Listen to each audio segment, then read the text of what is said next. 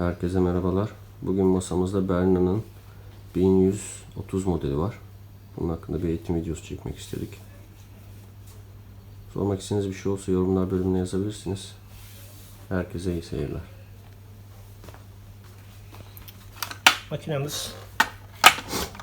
Makinemize ait ayak çeşitleri aşağı yukarı bütün ayakları mevcut. İçinde eksik bir malzemesi yok. Yağı, fırçası, kasnak makinesi için ufak kasnağı ve ayak çeşitleri. Makine yarım devir çelik çawnozlu bir makine. 5 milim zikzak genişliğinde. Taban takılışları diğer Berna'lar gibi gayet kolay. Şurada bir mandal var. Mandalı yukarı kaldırıp ayağı çekip alıyoruz. Aynı şekilde ayağı yerine takıp mandalı aşağı doğru kilitliyoruz. Dediğim gibi yarım devir sürgüyü çıkardık. Yatak bölümümüz bu şekilde. Mekiğimiz temizlik esnasında plakayı da çıkartabiliyoruz. Çawnozu da şurada bir mandal var. Mandalla çekip yatak kapağını açtık. Çawnozu da çıkardık. Bizim temizleyeceğimiz, yağlayacağımız yer bu bölüm. Alt tarafta kaşık var, sabit yarım ay. Çawnozu yatağa koyduk. Yatak kapağını bastık ve kilitledik. Bu makinede yağlanacak yer sadece çawnoz bölümü. Mekiği taktığımız şun bile 1-2 damla, bir de yatağın içine 1-2 damla yağ damlattıktan sonra makineyi boşta çalıştırıyoruz. O yağ yatağın içine komple işliyor. Mekiğimiz klasik mekik. Masurayı yatağın içine koyduk. İpi yaprağın altından aldık şu şekilde. İpi ön tarafta tutarak mekiği şurada üstte bir mekiğin oturduğu yatak gaga var. Oraya denk getirip mekiğe bastırdığımız zaman mekiğimiz yerine oturmuş oluyor. Dişli plakasını arkadan öne doğru alıyoruz. Bu şekilde yerine oturtturduk. Tabanımızı takıyoruz. En çok kullanacağımız ayak. Yatak kapağını kapattık. Sürgüyü takmadan burada bir çene var. Çenede paça ve kol dikebilirsiniz. Dönüş esnasında size kolaylık sağlayacaktır. Sürgüyü taktım. Alanı genişletmek için sağ tarafa doğru itledik. Sürgüyü de yerine oturtturduk. Makaraları şu bölüme koyacağız. Kolu hafif kaldırdığım zaman kolun arka tarafında metal bir çentik var. Makaradan gelen ipi önce oraya takıyoruz. Bu şekilde ip sallantı yapmadan gelecek. Şurada metal bir parça var. Metal parçaya oturtturduk. İpi aşağı aldım. Yukarı çıkardık horoza. Sağdan sola taktım. Aşağı indikten sonra iğne bağının hemen üzerinde bir kancamız var. Kancaya da taktık. Ondan sonra tabanımızı indirdik. Arkada makinamızın lambası için düğmemiz var. Biraz önce kapalıydı. Bastım. Lambamı da aktif hale getirdim.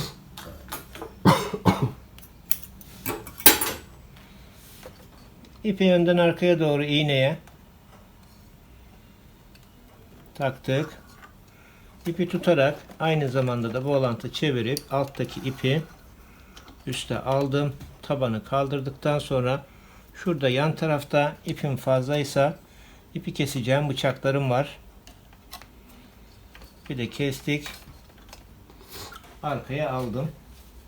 Bütün iplerin ikisinde, mekiktekini ve yataktakini. Yan tarafta 2 tane düğmemiz var. Arkadaki düğme makinamızı kapatacağımız ve açacağımız düğmemiz. Ön taraftaki düğme de kapı tüneli nakış tarzında bir iş yapacaksak dişlileri aşağı düşürürken kullanacağımız bir düğmemiz. Şu an bunu kullanmayacağız. Makinamızı açtık. Dişli düşürme düğmesi. Dişli düşürme düğmesi. Açtıktan sonra 1 numara yani makine düz dikişe geliyor. Makineyi çalıştırıp ileri geri yapacaksam düğmem bu. Pratikte ileri gerisi. Ama diyelim ki geriye doğru dikişimi ben biraz devamlı yapmak istiyorum. O zaman bakın burada bazı düğmeler var. Burada da geri tuşu var. Bunu kullanırsam, geri tuşunu kırmızı yani aktif hale getirirsem makinem şimdi devamlı geri doğru gidecek. Tekrar aynı düğmeye basarsam normal dikişe geri dönecek. Yani pratikte ileri gerisi devamlı geri gideceğim bir tuşum var burada.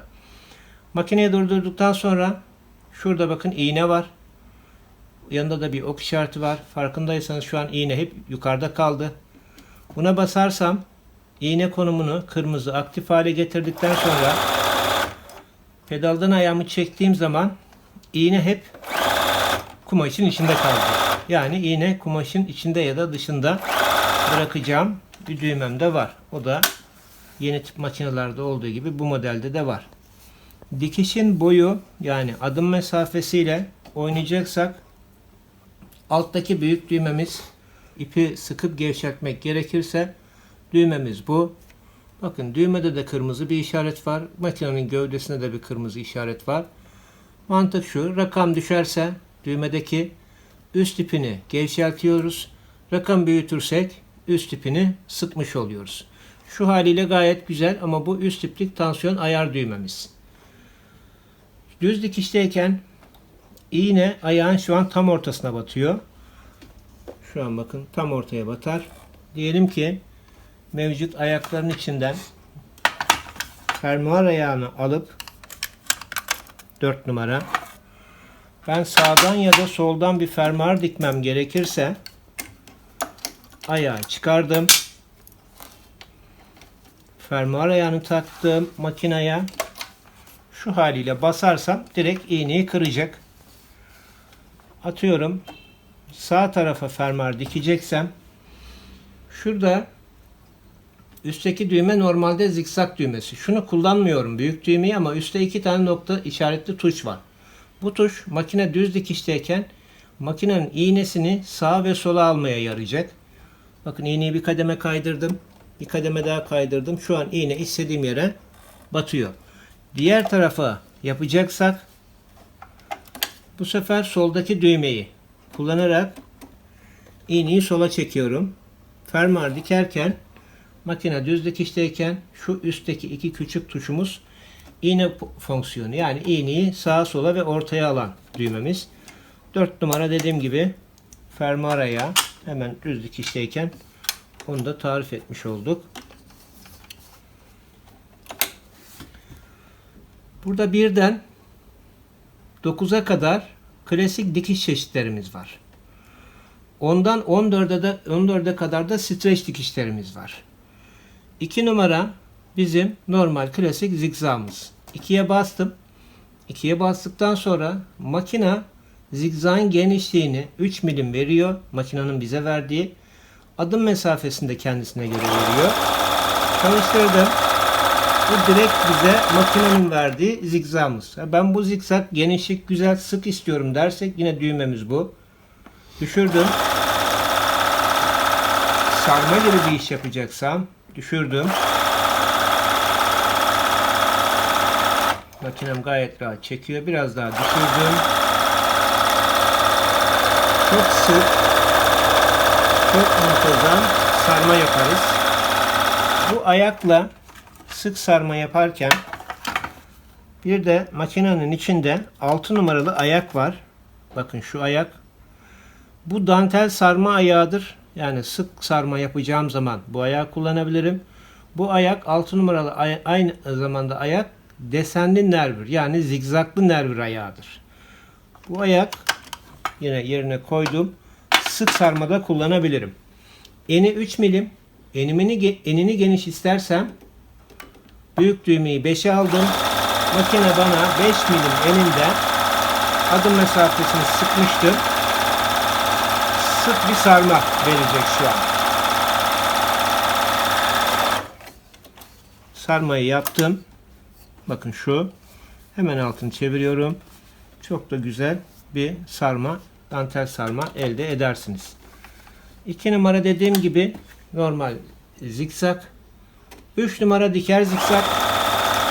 İğne yine sağa sola gidiyor ama dikerek esnek bir lastik, esnek bir kumaş dikeceksek Bakın şu yavaş basacağım pedala. Zikzağımı dikiş yaparak yapıyorum. İlk etapta bana sık verir. Hemen buradan açarsam biraz adım mesafesini. Bakın yine az basıyorum pedala. Yine esnek dikiş. Lastik dikişi de diyorlar buna. dikişi. Evet. Bu dikişte aynı zamanda desenli nervür yapıyoruz. Diker zikzak işinde. Şurada 10'dan 14'e kadar esnek streç dikişlerimiz var. Mesela 10 numaraya bastıktan sonra düz dikiş şeklinde Bu bizim hangi numaralı ayağı takmamızı gösteren diyor. ayağın Şu an numarası bizden istiyor. 1 numarayı istiyor. 1 numarayı istiyor.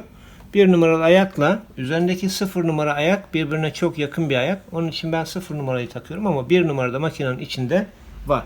Dediğim gibi makinenin eksik bir ayağı yok. Şimdi onu seçtim bakın. Bu streç dikiş.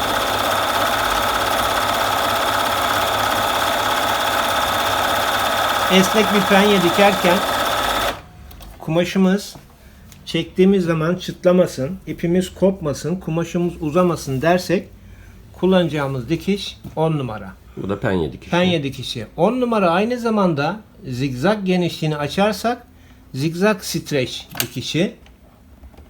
Açtım biraz.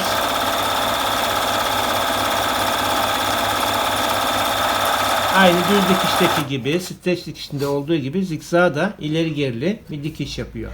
10'dan 14'e kadar streç dikişlerimiz var. 11 çok güzel bir dikiş. Aynı zamanda reçme benzeri bir dikiştir bu. Tişörtlerin eteklerinde filan gayet rahat kullanabilirsiniz. Esnetmeden penyeyi kestikten sonra dikişini geçebilirsiniz zikzak şeklinde. Şurada alt bölümde de pikolarımız var. Desenlerimiz var. Tek tuş 4 desene hitap ediyor. Buradaki tek tuş diğer desenlere hitap ediyor. Hangi deseni istiyorsak bastım. Mesela 19'a geçti makine. Yani 19 numaralı bana pikoyu yapacak. Bunda bakın 6 numaralı yağ istiyor. Biraz önce dantel sarma ve desenli nervür dedim. Benden bu ayağı istiyor ama mevcut üzerindeki ayakla da şu an seçtiğim pikoyu rahat bir şekilde yapabilirim. Seçtikten sonra adım mesafesini bana verdi makine ama çok sık olacak olursa desen, bazı desenleri çok sık veriyor. Buradan adım mesafesini biraz açabiliriz. Şu an hiç oynamadım. 5 milim genişliğinde.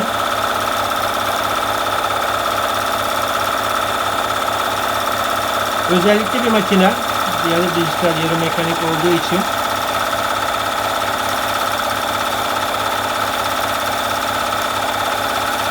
şurada sol altta, en altta tuşlar var. Bakın bazı tuşlar var.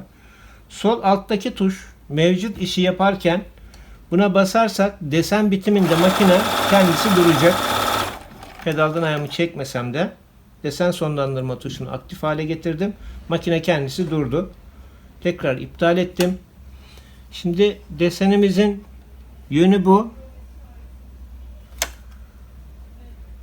Desen sonlandırma tuşunun yanında da biri dolu, düz çizgi ve noktalı bir şekilde D şeklinde bir tuş var.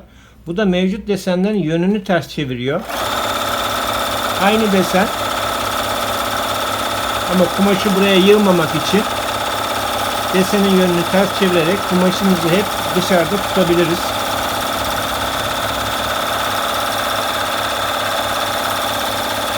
Aynalama fonksiyonu. Aynalama fonksiyonu bakın.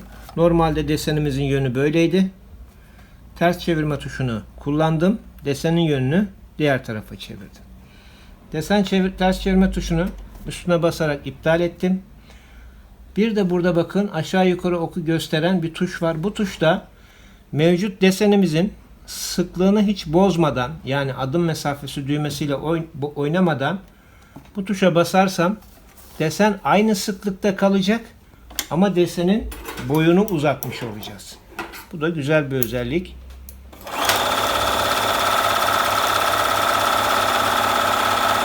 Ben bu deseni sık istiyorum ama biraz daha uzun istiyorum derseniz o zaman işte bu desen uzatma tuşunu kullanarak sonlandırma tuşuna bastım.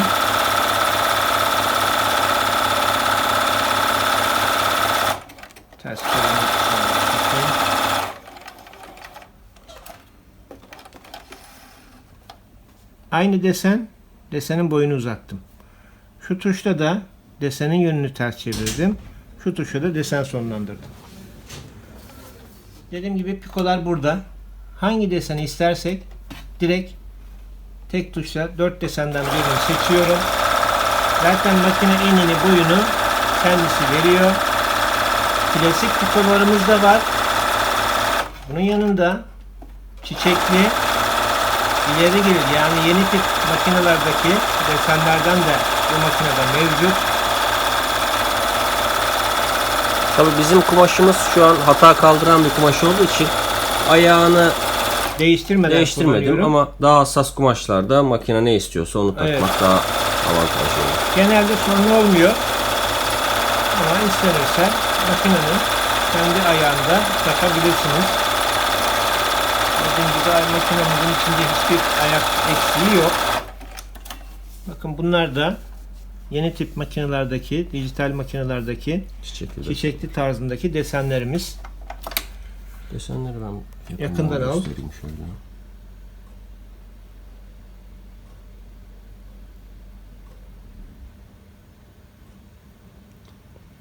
Şu deseni biz daha önce ajur işinde kullanmıştık. Öyle hatırlıyorum. Hemen Yemin deneyelim. ediyorum.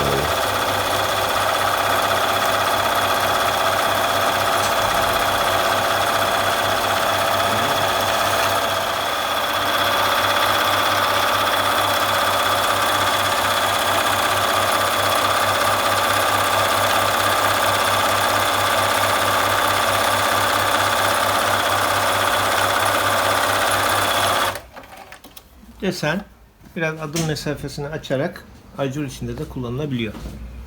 Şu dolgulu pikolarda ben bu dolgulu pikoyu, yani ileri geri desenler olmayacak.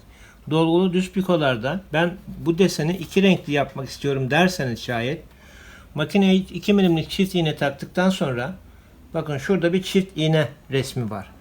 Buna basarsanız, atıyorum rengimizin biri kırmızı biri mavi, aynı deseni bir mavi bir kırmızı bu şekilde çift renk çalışma tuşu da var makinede.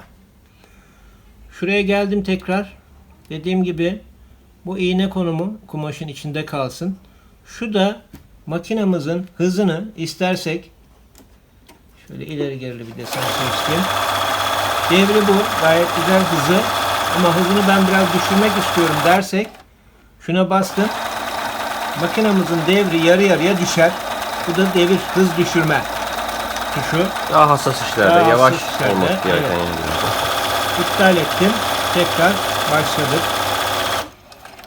Hemen yanında bir D şeklinde çizgili noktalı bir işaret var. Üstünde de oku gösteriyor.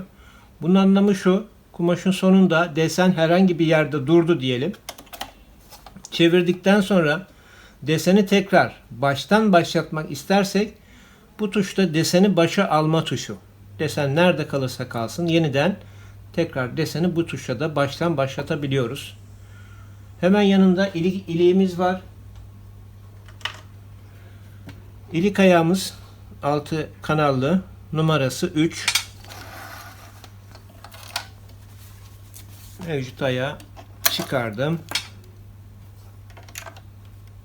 İlik ayağını taktım. İpleri tabi tabanın altına alacağız. İlik tuşuna geldim bakın. Bir sefer bastım. İlk bastıktan sonra zaten bakın ayak 3 numara istiyor bizden. İliğin bir tarafını örecek. Bir tarafını ördüreceğiz. İstediğimiz yerde makinayı pedaldan ayağımızı çekerek biz durduracağız. İstediğimiz kadar ördürdükten sonra durdurdum. Tekrar ilik tuşuna bir daha bastım. Makine biritiyle geri gidecek.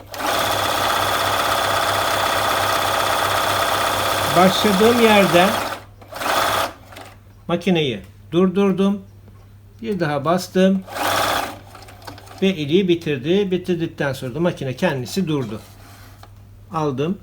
Çok sık, çok güzel ilik açarsınız. Sadece iliklerde boy size kalıyor. Yani istediğiniz boyda ilik açabiliyorsunuz. Yarı otomatik diyebiliriz Evet. herhalde. Sol. Bir tane daha açalım. Daha büyük bir ilik açalım mesela. Bir daha bastım. Birit ve geri gidecek.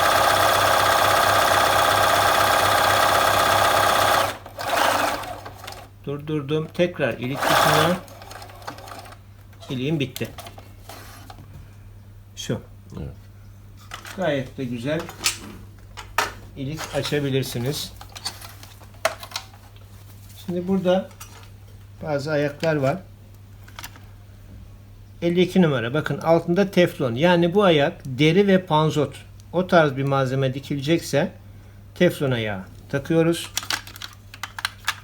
1 numaralı ayak biraz önce söylemiştim. 0 numaralı ayakla aşağı yukarı aynı özelliklerde bir ayak. 7 numaralı ayağımız bol teyel. Yani iki kumaşı geçici olarak birbirine ekleyeceksek bol teyel yapmak için kullanıyoruz. 9 numaralı ayak kapitane ayağı. Hemen bunu tarif edelim.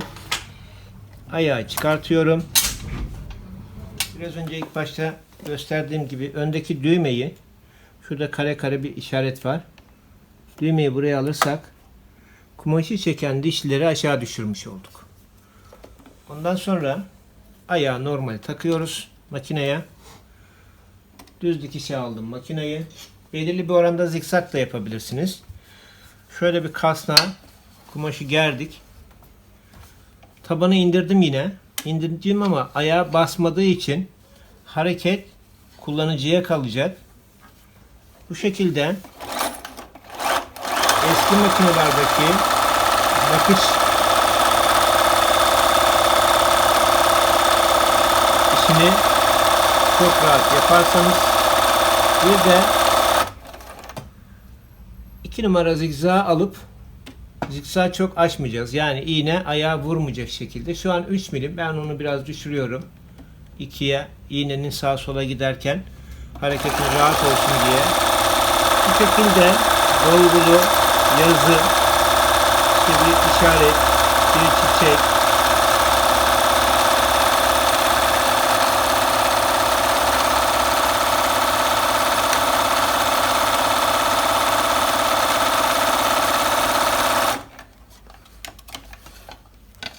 böyle işler yapabiliriz. Bu şu an kaputaneli işlerde zaten çok kullanılan bir ayak. Kaputanelere kumaşa eklerken kullanılıyor. İçinde var. Bu Kaneviçeleri. ayak. Kaneviçe nakışları. Evet.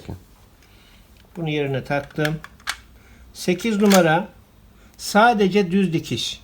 Tek delik olduğu için düz dikiş ayağı. 3 numara zaten söylemiştik, ilik ayağı. 4 numara fermuar ayağı demiştik.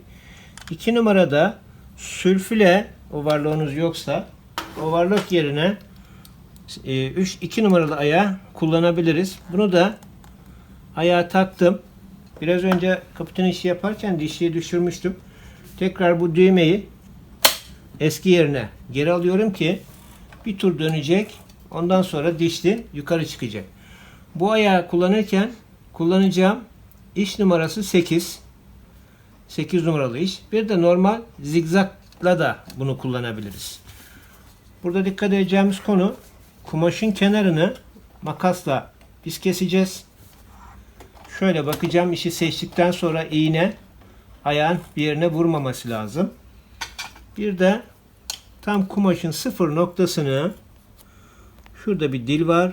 O dili takip ederek aynı ovarlığın benzerini geçebilirim.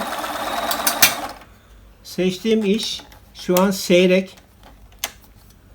Bunu istersek düşürürüz.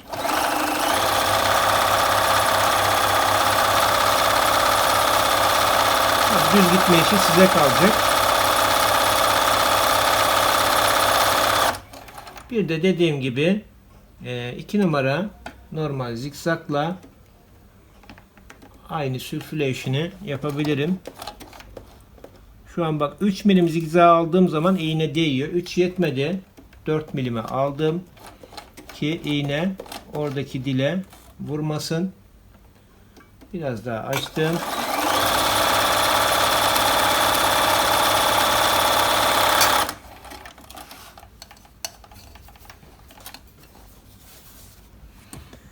Şu 8 numarayla yaptığım sülfüle işi, overlock işi. Bu da normal zigzagla yaptığım overlock işi. İkisiyle de overlock işini şu an makinenin üzerindeki 2 numaralı ayakla gayet güzel yapabilirsiniz. Peki bu makinede hafıza fonksiyonlarını nasıl kullanabiliriz? Bunlarda desen karması da Var. yapılabiliyor. Dijital olduğu için onu da yapabiliyoruz. Ayaklarımızla yapacağımız işleri tarif ettik. Şimdi yine normal üzerindeki ayağı ben taktım yerine.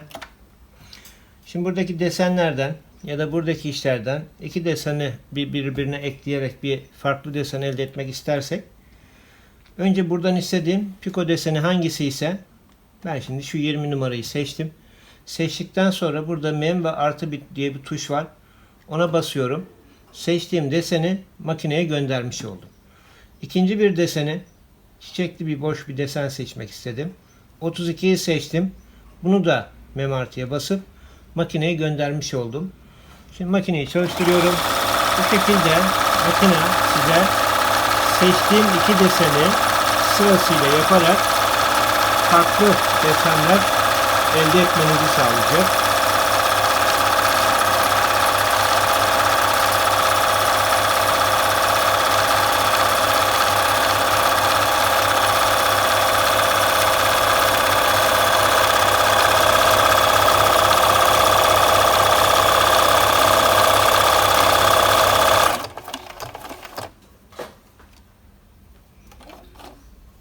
Şimdi ne yaptık? Bir oyma D deseni aldık. Bir de çiçek deseni aldık. Makinedeki desenler. Bunlar iki deseni birbirine kararak böyle farklı desenler elde edebilirim. Kendi göz zevkinize Evet. göre. Silip başka bir işlem yapacaksam mesela ne yapabilirim? Aynı desenin sağını solunu yapmak istiyorum. CLR clear tuşuna basarak deseni siliyorum. Yani şu an çalıştığım iki deseni siliyorum. Burada tabi sağ sol döndüğü zaman belli olacak desenler olsa daha iyi olacak. Mesela 25 numaralı desen. Deseni seçtim. Deseni hafızaya gönderdim. Aynı desende şu an duruyorum. Sonra ters çevirme tuşuna basıyorum. Sonra bir daha mem artıya basıyorum. Ve makineyi çalıştırarak bu şekilde mevcut deseni bir sağa bir sola, bir sağa bir sola. Normalde bu desen oyma piko. Yani normalde desenimiz bu. Biz ne yaptık? Desenin hafıza bölümünü kullanarak aynı oyma pikoyu bir sağdan bir soldan, bir sağdan bir soldan bu şekilde desenleri de fazlalaştırma, çoğaltma şansınız olacak. Mem artıya basıp deseni gönderiyorum. Ondan sonra makineyi çalıştırıyorum. Sileceğim zaman C'lere clear tuşuna basıyorum. Makinem atıyorum düz dikişte. Şu iki tuş çok kullanılan bir tuş değil. Bunlar yorganlama. Yani iğne çalışıyor, bir batıyor, bir duruyor, bir batıyor o şekilde. Bol tel, sülfüle. Bol tel, sülfüle gibi. Bakın farkındaysanız iğne bir batıyor, bir batmıyor. Atlamalı bir dikiş yapar. Diğerini seçtim. Daha fazla iğneyi sabitleyip ondan sonra batış yapıyor. Yani bu iki tuş çok böyle kullanılan tuşlardan değil. Ama Belki dikiş, elbise. evet. İşte Aralarda mesafe bırakarak belki kumaşı eklemek için kullanılabilir. Peki bu makinede çift iğne Şu veya an- nervür yapmak istersek nasıl? Şu an yol takılı izleyeceğiz? çift iğnemiz. 2 tane renkli ip taktım makineye. Şurada malzemelerin içinde iğne değiştirebileceğim bir tornavidamız var. Onu göstermemiştik. Şununla iğne takıp çıkartıyoruz. Öne doğru vidayı gevşetiyoruz. Arkaya doğru iğneyi sıkıyorum. Bunun yeri de burada. Şimdi dediğim gibi çift renk çalışacaksak sadece dolgulu, klasik arkaya doğru giden yani şunun gibi bu tarz desenlerde bunu kullanabilirim. Mesela yine oymayı bir deneyelim. Yani şu deseni. Deseni seçtikten sonra önce deseni seçtim. Sonra çift iğne tuşuna basacaksınız. Yani şuradaki çift iğne tuşuna basacağız ki makine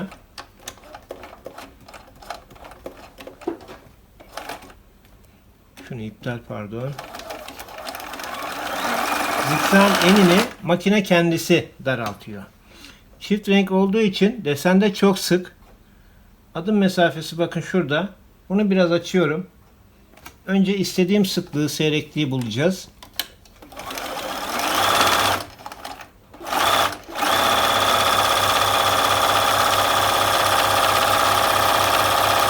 Diyelim seyrek oldu.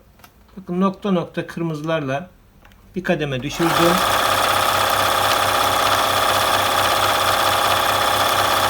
Makine kumaşı çekecek kadar adım mesafesiyle oynayabiliriz. Bir kademe daha düşürdüm, bir çizgi daha.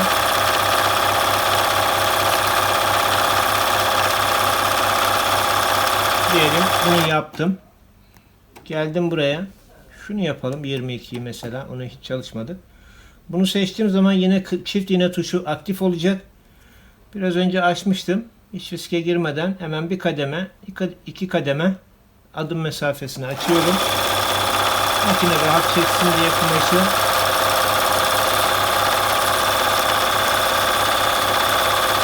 Yani enini makine kendisi daraltmış olacak. Biz daraltırsak desen bozuluyor çünkü. Şu oyma pikomuz aynı anda çift renkli. Şu diğer desen şu an seçtiğim. Mesela 19'a geldim. 19 numaralı desene.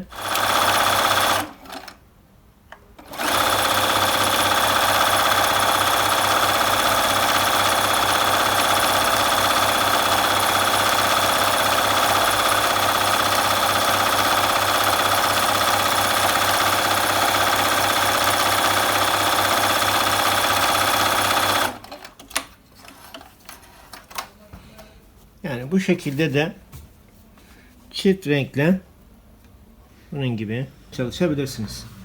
Nervüre gelecek olursak, nervür de aynı. 2 tane ipimiz takılı. 3 numara diker zikzak. Yani desenli nervür yapacağım. 3 numarayı seçtikten sonra zikzak genişliğini önce şöyle 1,5'a falan düşürüyoruz. İğnenin sağa sola kayış giderken plakaya ya da tabana vurup vurmamasını kontrol edeceğiz.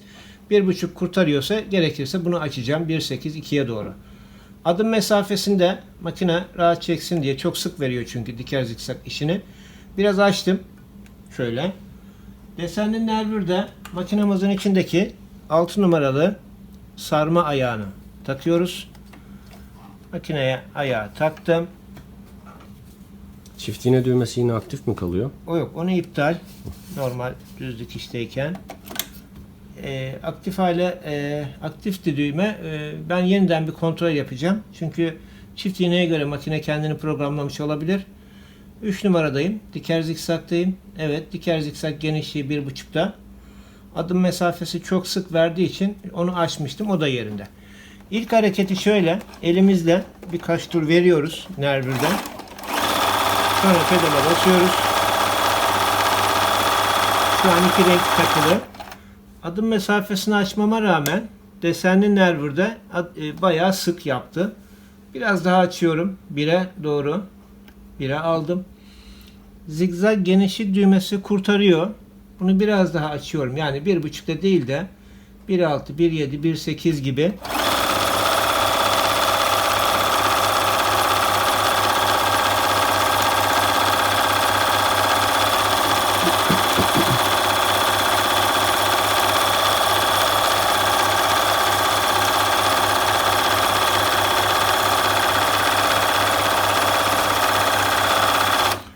Şu tansiyon ihtiyaç görürseniz, şu an bana sorarsanız hiçbir ihtiyaç yok üstlerini sıkmaya. Gayet güzel. Altı da gayet güzel. Nervürü kabartması da gayet güzel. 6 numaralı ayak, 3 numara diker zikzak, zikzak genişliği 2'ye yakın, adım mesafesi de 1. Bu şekilde desenli nervür yapıyoruz. Aynı konumda makine düz dikişte. Adım mesafesine bakın, makine düz dikişe geçtiğim zaman 2 veriyor. Bunu düşürüyoruz 1,5'a. Bastım pedala.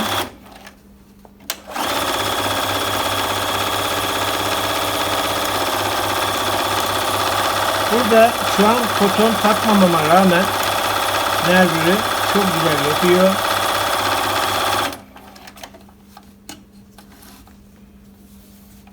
nervürümüz alttan. Burada yeri var. İstenirse düz nervürde koton takabiliyoruz bu makineye. Bu ayakla 2 nervürde yaparız. Ayağın dış tarafına koydum ilk geçtiğim nervürü. Buradan kaçırmadan şöyle biraz düz gidelim.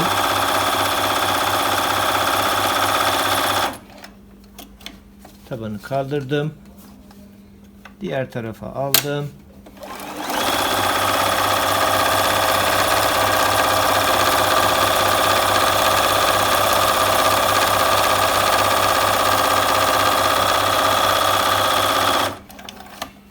Masuram bitti. Şu an düz nervürü yaptım.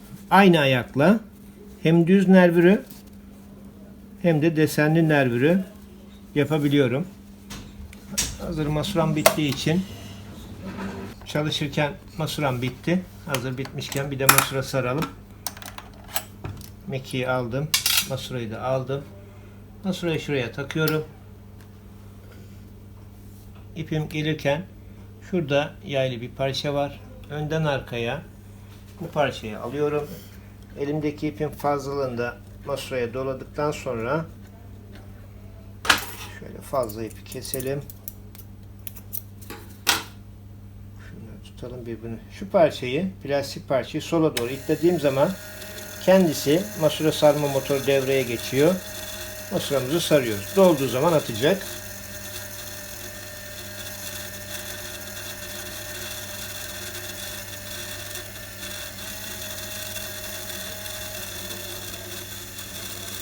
Yani iş çalışırken masurada sarabiliriz.